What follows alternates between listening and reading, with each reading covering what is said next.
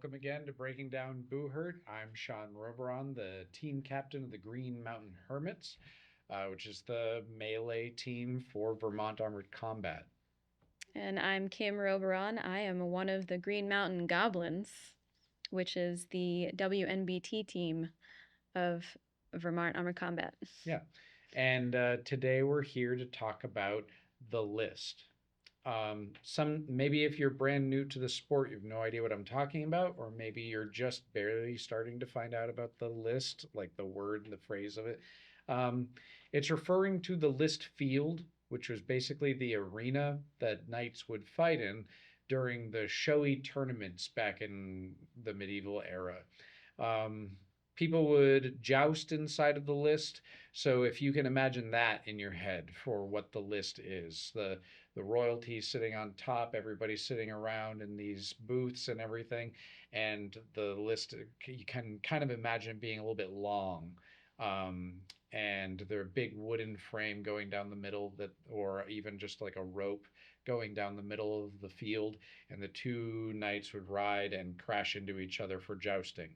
But inside of that same place, there would be foot fighting as well, like fighting on foot in your armor with weapons.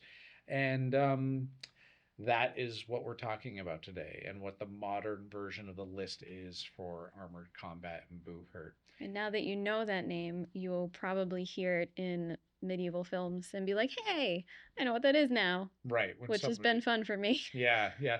That has been fun inside of the sport when you watch a movie again and you go, I know that term now. I understand what is being discussed. um, first, types of lists. That's like a topic that we can discuss today.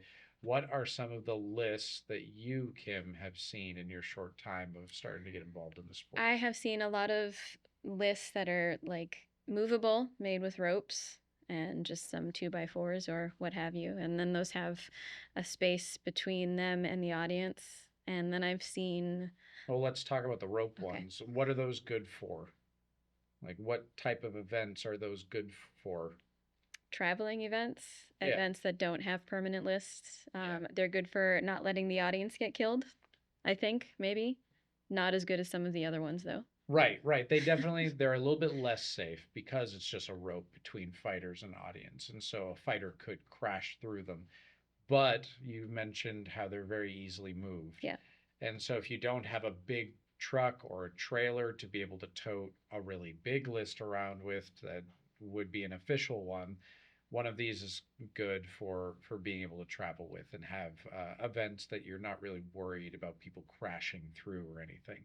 Like at Mutton and Mead, we had our new mobile list at that event, and that was, like you said, some 2x4s put together to create the posts, and there's four of them, and just some sections of rope that would go through eye holes for like the eye hooks, and just running around the outside of that to create a framed area and a roped area that shows the audience, don't go in here.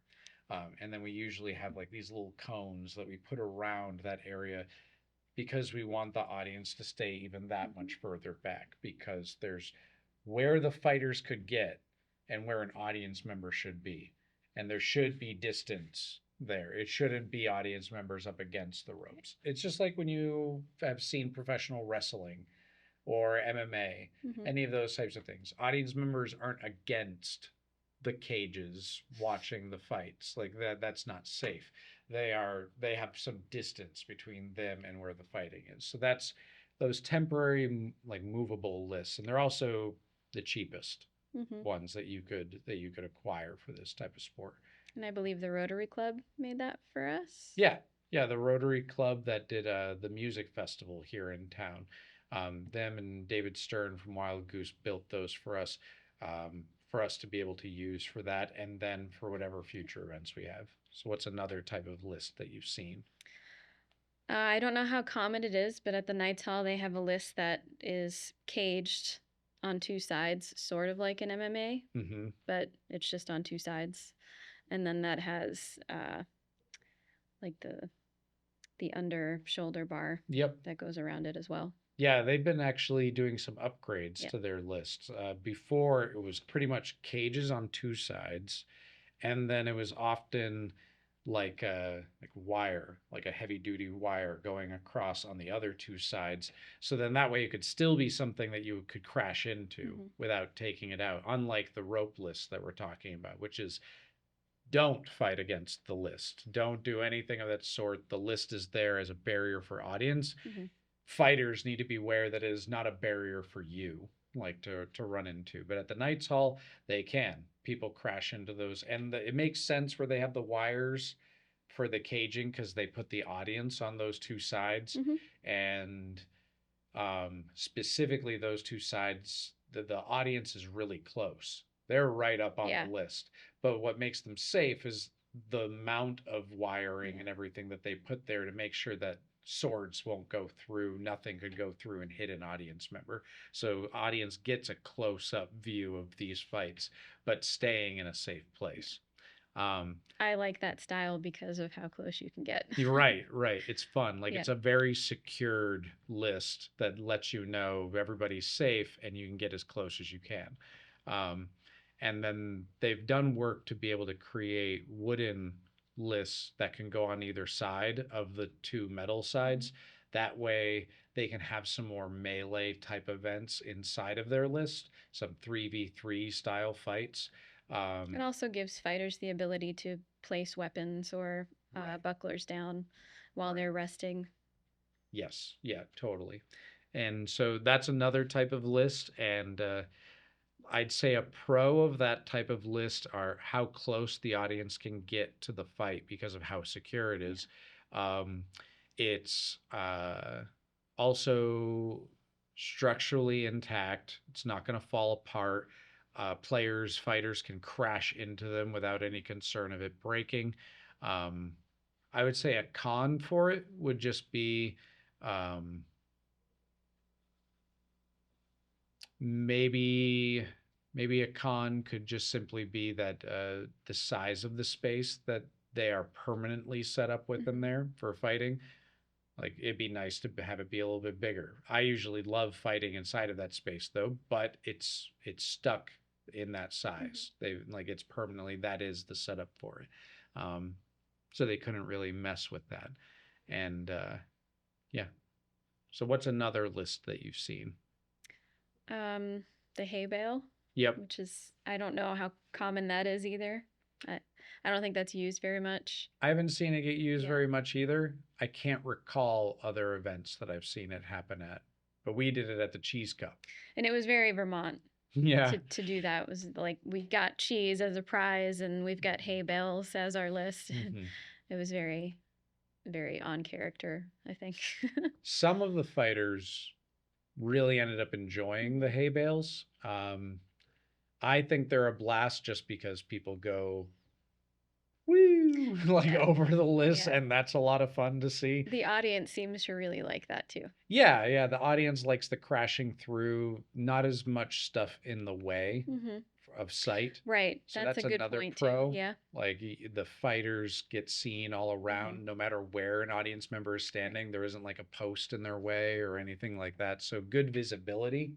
Um, and it makes the melees faster because there's no opportunity for a fighter to just kind of like pin Yeah. themselves up on a list. No And hooking can really happen. right, well, hooking can still happen, but they're much more secure Hmm. right here. Technically, like this isn't even allowed inside of armored combat. If you do this for more than 3 seconds, you'd be out. They would sit you down. But if you get into a corner and you kind of position yourself like that, you can last a lot longer than if you were just standing there in the middle of a field with two people trying to crush you down. And so yeah, the hay bales are a lot of fun and they make the fights faster because people can't get hooked up onto the list as much. Hmm. Um, but a lot of people who are used to the traditional list that we haven't discussed yet um, don't like the hay bale list because it doesn't allow the techniques that are taught when it comes to the traditional wooden Hmm. list. They get a little bit like flustered because they're so used to having these certain techniques and fighting formations and like how you would coordinate who's going to be doing what. Now you're completely having to potentially rearrange those ideas. Um, and so, yeah, some people really like the hay bale list, and then there are those who are like, I hate it so much. um, and it's not necessarily a cheap option Right. because for a hay bale list, you might need 60 to 80 hay bales in order to make a good size list for everybody to be able to fight in, like a 2 stack hay bale list. And that could get pricey with each hay bale running between $5 to $7. That could add up. So it doesn't necessarily mean, oh, that's a good cheap option. It's a very different option. Mm-hmm. Yeah, what's another list? The traditional one? I think that's the only other one I can think of. Yeah, because the only one that I can think of beyond the traditional one would be the hexagon, like uh, MMA style And cage fight.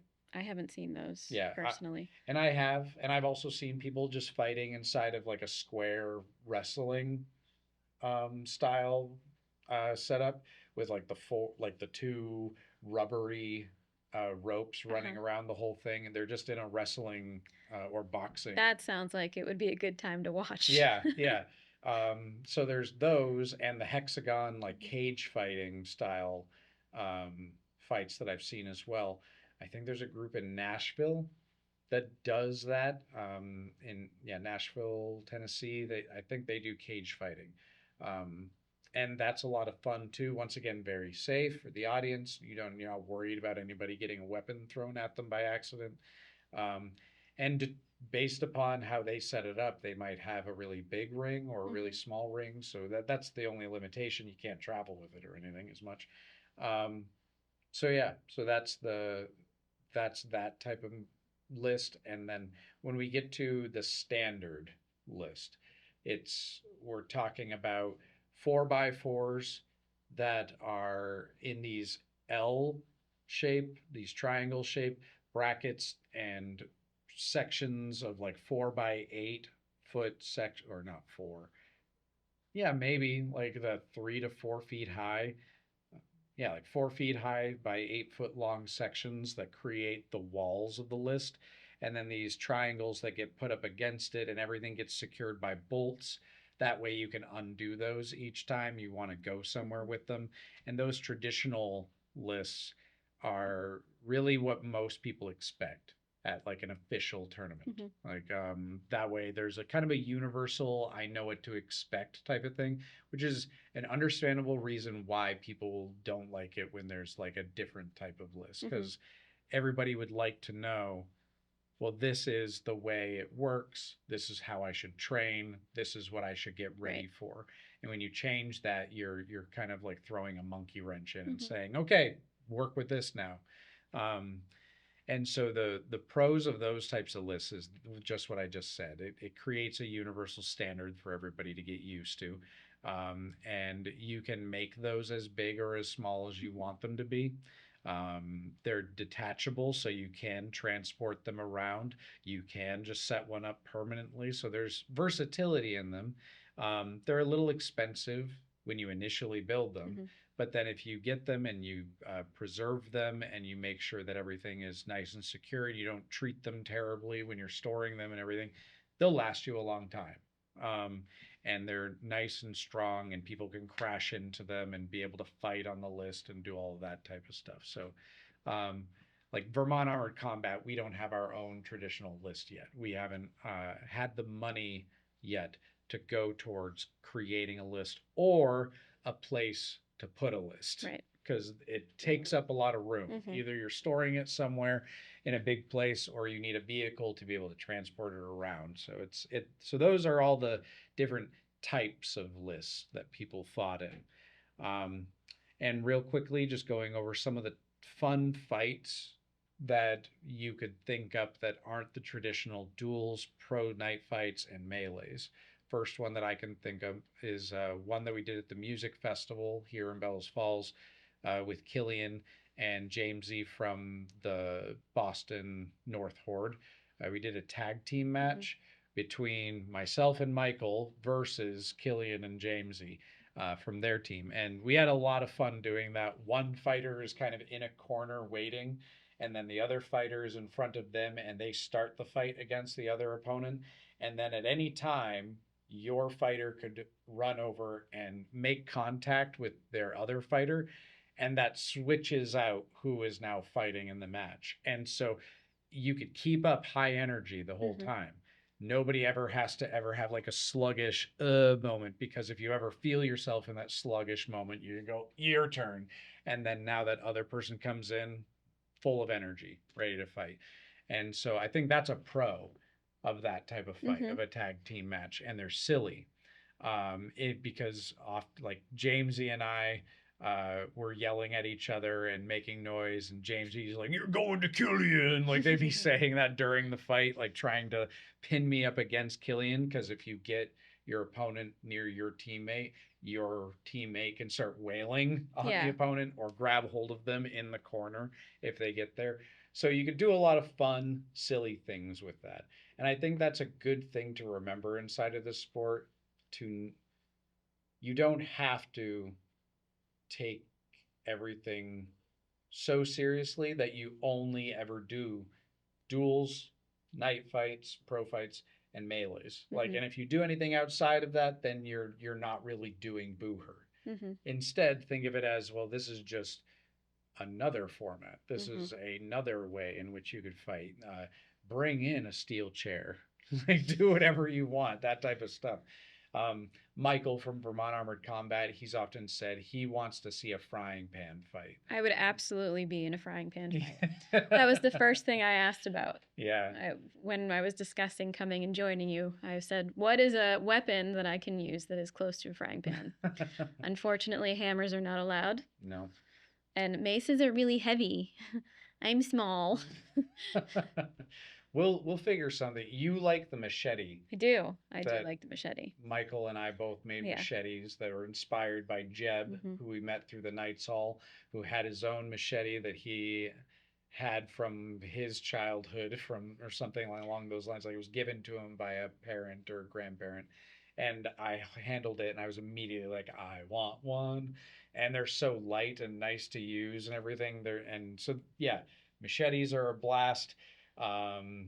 And steel chair. Haven't fought with a steel chair yet, but I'd like to. You've done plungers. With toilet seat shields, which was really great. Yeah, the toilet seats were literally just duct tape, or not duct tape. They had a different type of tape, but just adhered to our arm. And it ended up breaking off in the middle of the fight. And I think audience really, we get into the theatrics when it's able to be brought in. This is a very serious sport, and so when there are breaks that happen in between the seriousness, I mean, really, we just want to see people hit each other. But it's always a good time if they're hitting each other with something ridiculous. Yeah. I would really like to see a stuffed animal fight. That would be great. What if the stuffed animals get ripped apart? Okay, let me change it. A pillow fight. Okay. I could handle a pillow fight. Pillow fight. Yeah. That would be funny. All of this type of stuff, or doing like fun variations of melee fights, doing capture the flag or other things like that. Be a lot of fun to like mix it up, have fun, and like even have an event maybe where it's like the whole event is going to be silly variations on different. The Knights Hall has the Love Hurts. Yep, the Valentine's Day event, things like that. Yep. And bringing in that type of silly energy occasionally when you're fighting. Like you were talking about, Jamesy is very good at that. They have a lot of quips. Dustin is another one who sometimes makes little body gestures before they fight somebody. And then, I mean, it's all still out of respect. There's no lack of respect there. It's just a nice thing to see for the audience. People mixing that kind of, like, I think it gets the audience into it as well. Yeah, and we all know that we're respecting each other, even with those. It's kind of like in WWE, like, except we're actually fighting. In WWE, it's all theatrics, and they do all, like, everything for the audience. At least in our stuff, we could just throw in those little things just to spice it up a little bit more, with the full understanding that anything that I do to you while we're in the ring is out of love. and that it's not any of those little like type of And you moments can are still just respect the us. sport Right. and do things that are different with it Right. that wouldn't necessarily fall under the category of the sport. Right. Or take away from the sport. Mm-hmm. Yeah, exactly. So that's like just a bunch of thoughts on fights, Mm-hmm. like and fun fights that you could have and experiment inside of the sport. Of course, be safe. Don't bring in sharp weapons. Don't bring in a hammer. Like the rules are set in order to protect all of us. So I wouldn't recommend messing with the safety rules that have Yeah. to do with weights of weapons, width of weapons, the sharpness of the weapon, any of those types of things. Stick to that. Even if a warhammer would be a great goblin weapon. Right. Even if a warhammer would be a great goblin weapon. So now finding a group, and this is just a really quick little addition to the video. I went and found the website for armoredcombatsports.com, and they actually have a page on their website that is just a map of the United States with a bunch of pins on it, like a Google Maps type of thing. And each of those pins are clubs that have put themselves in the system saying, we exist and we're right here. Find us, come and fight with us. And it was funny, like we had a new person, Jack, come to practice this last Sunday, and they're coming from New York. And when they first reached out to me, I was like, wait, there's got to be another group that's closer to you. Because right now you're driving like 2 hours something in order to get to us. Let me see if I could get you a closer club. And so I started like looking around at all the other groups that were in New York. And I was like, no, actually, everything is further away than where we are. Nashua's further away. Henniker's further away. The Reavers in Maine are too far away. Like eventually I was just like, yeah, Jack, we are the closest thing, even after like, because that's what they said. They looked at a group finder thing and couldn't find anything. So it was just, it's too bad. But at the same time, New England, the Northeast is actually really lucky. We have a lot of clubs in a condensed area on the map. Some places you'll be like one pin in a state that is very big, and you'd be like, there's your options, or start a club. Like there's nothing saying you can't, and so go for it. But yeah, so find a club near you if you're interested in getting involved in the sport, and usually most of them very accepting of anybody at any skill level. People aren't necessarily looking for people who are like, how much experience do you have fighting in steel armor? I think they're just happy to have people interested in the sport. Right. So, that's been my experience anyways. Yeah. So find a group near you, have some fun. And now supporting your team. We're going to make this really quick because we're running out of time. But supporting your team is just as, if not more important than the fighters. It's kind of like on stage play. Backstage is what makes on stage happen. Right. Even though we don't want to admit that when we're on stage. It's totally backstage. If you don't have somebody back there making the light cues work, you're not doing anything. If you don't have somebody to lift up a shovel helmet or give somebody water, they're going to pass out. Right. The support is incredibly important in this sport. Whenever armor falls off, you've got to run in there and tape some stuff up or tie it back together. And that's really, being a hype person is also really important. Believe it or not, crowds getting riled up really does help energy. You know, it helps the fighters get more energy. And if you don't have a good hype person in there asking for the audience to join them, then you're missing out on that. So there's lots of support that needs to happen. Yeah, and it's very important. We had Kai playing on the drum that Michael brought, like a big bass drum from a drum set, and being able to play that to create like rhythms during the fights and stuff, that got a lot of people interested.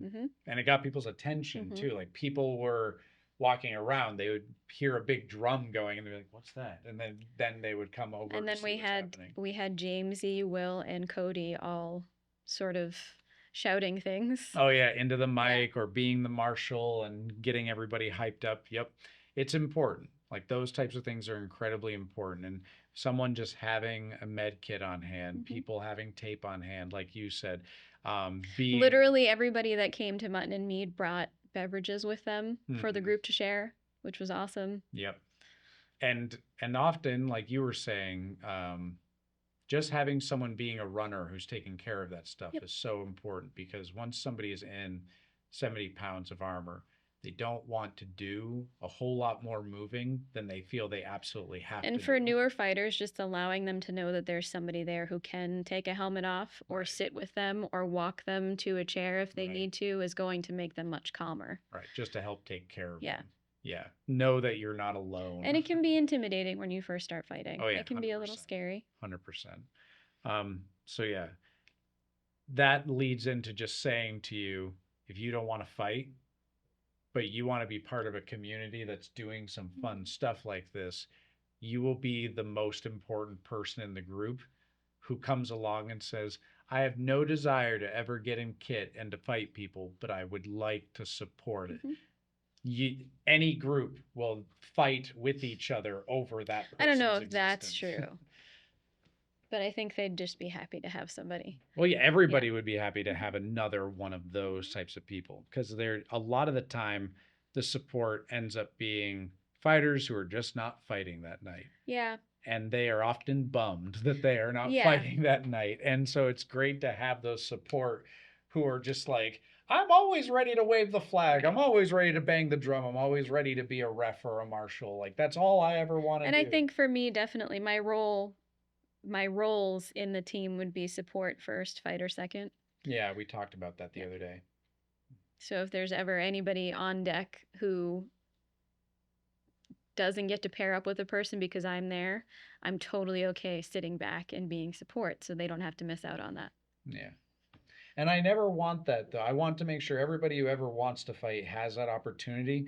It's just trying to make sure that we acquire enough support, people who are interested in that. So if you're interested in getting involved in that sense, we want you.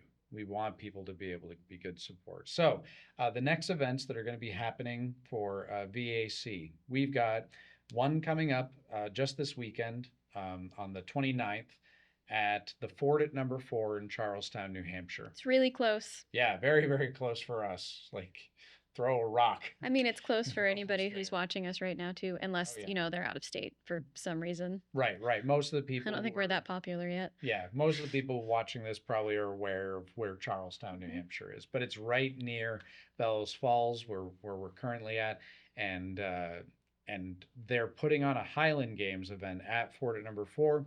And then there's going to be a chapter match there, which is a group fight over the course of the day and a bunch of duels allotting points, and eventually a winner is determined between two teams. There's going to be the Portland Reavers that are going to be there, and then there's also going to be the Company of the Pale Horse, two melee teams that are going to be there that day fighting over like the day. And they're both stacked teams. They have a lot of players that are really, really cool to watch. Yep. So it'll be a good time. Yeah. And VAC will be murking. Yep, we'll be there fighting for people who need us as slots, and then we'll also be trying to be a little bit of support as well, for the event. So there's that. There's also July 4th. We're going to be in Saxons River, Vermont, which is really close. Yep, like right over there. And Saxons River, Vermont, they're having their 4th of July event, and Vermont Armored Combat is going to be there. We might have an entry in the parade, but it just would be the fighters and support walking. Just some guys in some cool armor. Right, just walking along, being in armor, saying, hey kids, isn't this cool?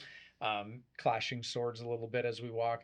And then once the parade is over, we'll be setting ourselves up wherever the committee for the 4th of July determines us to go. And we'll be putting on some fight demonstrations for people to be able to watch. And then once we're done with our fight demonstrations, we'll be having the community members who are interested be able to hold some of the metal weapons just for a second, and then be able to put on some soft kit, soft helmets, and foam swords, and be able to learn some of the techniques of sword fighting that exist inside of the armored combat sport. And July 12th, I will be at the Knights Hall I believe it's the Old Commons. Oh yeah. Thank you. Yeah, they'll be down at Ye Old Commons, which is in Massachusetts, in Charlton, Mass. Um, that's like kind of their second location that they do. Which isn't a huge difference between Nashua and Charlton. It's about the same It's drive. about the same drive for us, yeah. And so we'll be going there, and I'll be fighting that night in a bunch of night fights. So looking forward to that. And that's it. Yeah. So thank you for watching another episode of Breaking Down Buhurt, and we'll see you next time. Bye.